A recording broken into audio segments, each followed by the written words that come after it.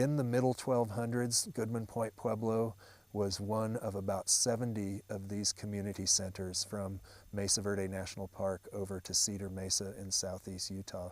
And when you plot those on a map, you can see how connected they were.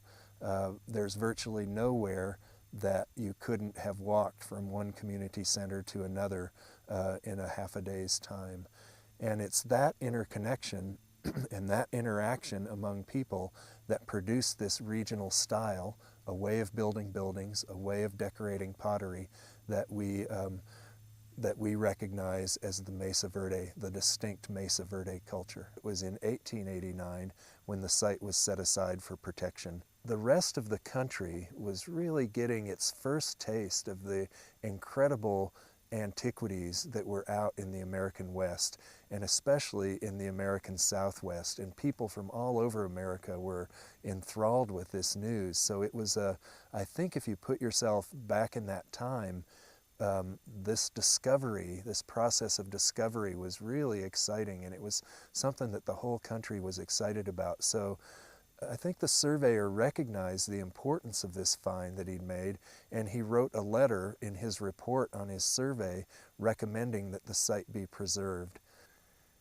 So after the surveyor had written his letter suggesting that this area be preserved, a person was sent out from the Inspector General's office to inspect the new United States Geologic Survey office in Denver.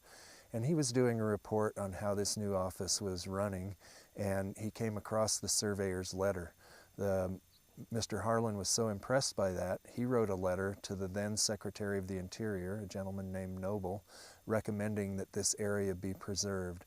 He wrote that letter, I believe, in August of 1889, and in September of 1889, September 18th, perhaps, Secretary Noble proclaimed the act, and the section surrounding Goodman Point Pueblo was set aside. What that means is it was withdrawn from homesteading, and in that way it was preserved for the future. But there's just still a quality of the place that is unlike most other sites in the region because it's been protected for so long. When most people think of Goodman Point, they think of the big pueblo because it's so awesome, and it is the centerpiece. It's geographically almost in the center of the area that's preserved, and it's the largest site, but it's surrounded by many other features, and it's clear from those features that we have almost the full sequence of Puebloan occupation in the unit. There's Basket Maker 3 sites that date to the AD 600s. It's not clear if there's Pueblo 1 sites. My guess is if we really investigated everything that we would find some Pueblo 1 occupation, but the traces of that period are not very apparent on the surface. One of the things that has kept my interest over the 20 years that I've been working at Crow Canyon now is the way we approach the archaeological record. And we really believe that we can identify activities that relate to individuals in the past. We can find a mealing bin where a particular Pueblo woman was grinding corn. We can then look at how those individuals group themselves into families, and we can find the houses of those families. And we can look at how individual families group together with other families in something that you might call a neighborhood or a corporate group.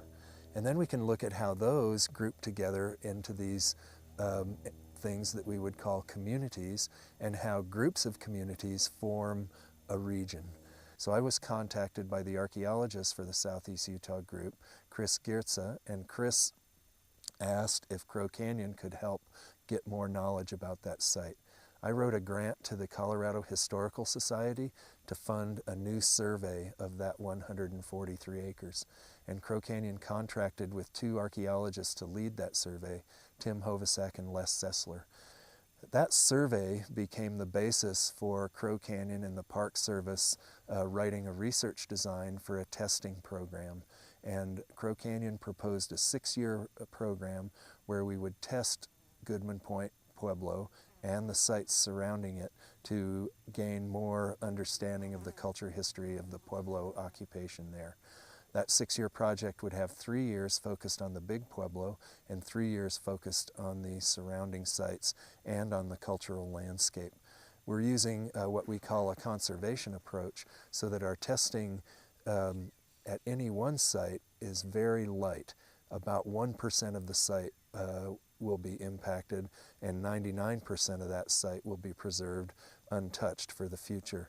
But in that 1%, you can just gain an incredible amount of information about the culture history of the Goodman Point unit. We've learned so much already from our testing at Goodman Point, although the final story really depends on completing the analysis and doing all the analyses you need to do to write the final report.